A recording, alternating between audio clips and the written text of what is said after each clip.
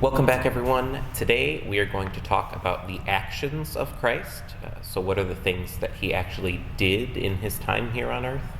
And then towards the end, we'll also talk some more about this idea of the kingdom of God, and what does that term really mean for us in our lives? So last time we heard about Jesus' teachings. What are the things that he actually said and taught to his disciples?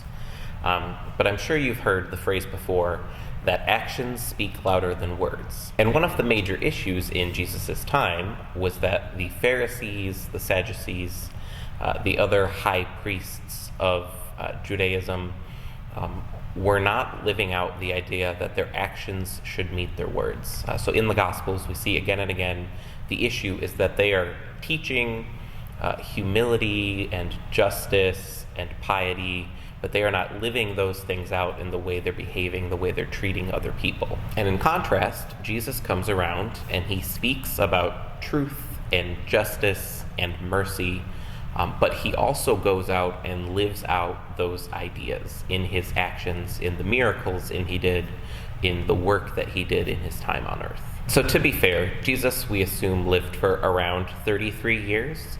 And all we really know from the Gospels are mostly about the last 3 years of his life, so from around age 30 to 33. So there's a lot of things that would have happened that Jesus would have did in his life that we don't know about. But from the Gospels, there are a couple ways that we see Jesus behave that can kind of give us ways to describe who he is. He was a healer in a lot of what he did in his miracles, in his work, in his ministry. We see Jesus healing people. He is casting out demons. He is giving sight to the blind.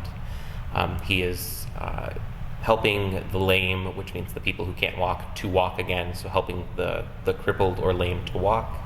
And in one case, he even brought back the dead. And maybe more importantly, we might also call Jesus a comforter.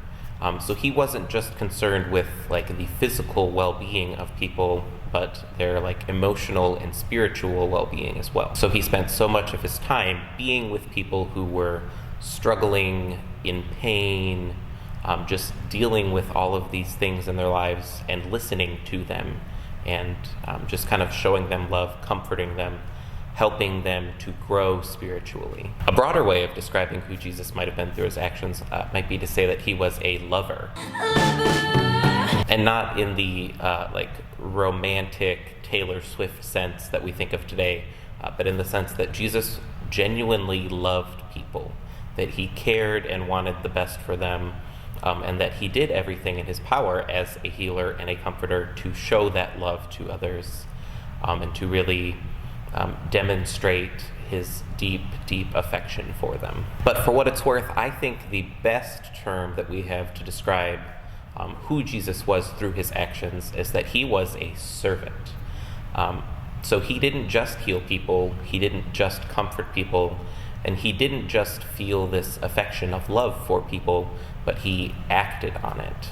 Jesus served others because he cared so deeply. He gave really his entire self to other people, to serve others, to care for others. And this description of him is probably most obvious through the story of Jesus washing the feet of his disciples. So in the Gospel of John, at the Last Supper, the way that story ends, before Jesus goes to his passion and death and crucifixion, he takes a basin of water and a towel, and he goes around and washes the feet of his disciples.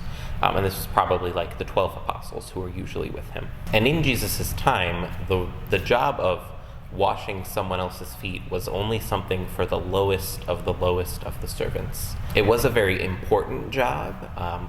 Clean feet protect against a lot of disease. They let you see if you've cut up your toes or scraped yourself during the day.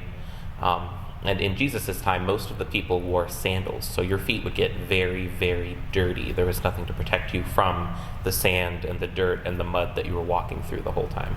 And so washing feet was both a very gross thing that had to be done and a very important thing to be done. And the fact that we see Jesus be the one to wash the feet of his disciples is confusing to us, but also beautiful. Because in this, Jesus is kind of reversing the role of what it means to be a teacher, of what it means to be a leader, and instead of saying you as my disciples, you're lower than me, you should wash my feet. Instead, Jesus, as the one with power, as the one in charge, is washing the feet of his disciples. And so we want to turn from here to this idea of the kingdom of God.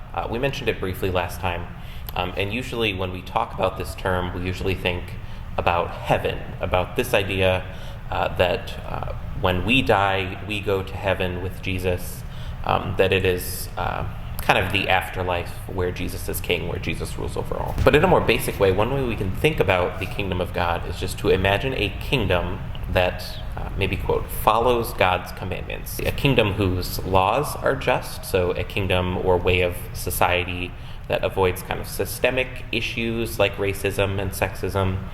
A kingdom whose people are good, who don't steal, don't lie, don't cheat, and generally love God.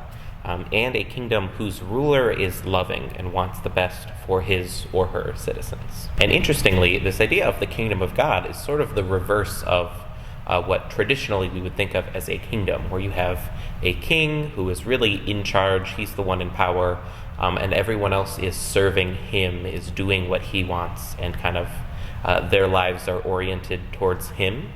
Versus the kingdom of God, the king, or whoever is in power, is kind of called to be oriented towards the people instead, is called to be the servant of the people. And so the one with power becomes the one who serves and cares for those without power. And so in this story of washing the feet of his disciples, we see that Jesus really has put this idea of the kingdom of God into motion already. Jesus is the king that we talk about, who is loving his people, who is doing the best that he can to take care of his citizens. And really, Jesus is calling us to build this kingdom in our lives. Through his actions and through his teachings, Jesus really gave us a blueprint for how the kingdom of God should be constructed, with a just society, with good and loving people, and with a servant leader. And so we can see in our own lives and in the ways that we as human beings create and build up societies, that we should be following this idea and kind of creating the kingdom of God now. So the kingdom of God is not just heaven, it's not just this thing we look to in the future, but it is something we are actively working on in the present moment. And of course, this is something we will never perfect. As a society and as individuals, we will never be perfect. And that's okay. That's part of the whole God created us good but flawed, and we are redeemed, but we are not perfect ourselves. But that doesn't mean that it's not something we should work towards. The kingdom of God is still something we should try our best to bring about, even if we know that ultimately we will fail, that we won't get it perfect, that things will still go wrong. It is something we should at least be attempting, that we should be doing our best to do. Because in the Gospels, through his actions, Christ is showing us the kingdom of God in action. And so Christ, the servant, showed us how to love.